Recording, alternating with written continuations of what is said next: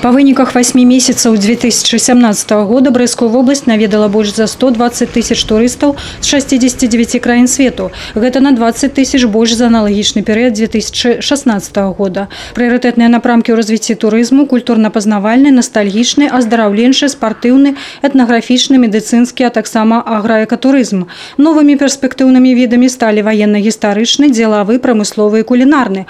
У межах падрыхтоўкі да святкавання тысячагоддзя Брэста аблвыканкам прапанаваў Савету міністраў праект указа прэзідэнта Рэспублікі Беларусь аб бязвізавым наведванні на працягу 10 дзён турыстка-рэкрэацыйнай тэрыторыі Брэст. Яна ўключае Брэст і 4 раёны – Брэсцкі, Камянецкі, Жабінкаўскі і Пружанскі. Рэалізацыя гэтай ініцыятывы не толькі павысіць турыстычную прывабнасць вобласці, але і дазволіць абласному цэнтру стаць бязвізавай пляцоўкай для сустрэчы замежных партнёраў і сяброў.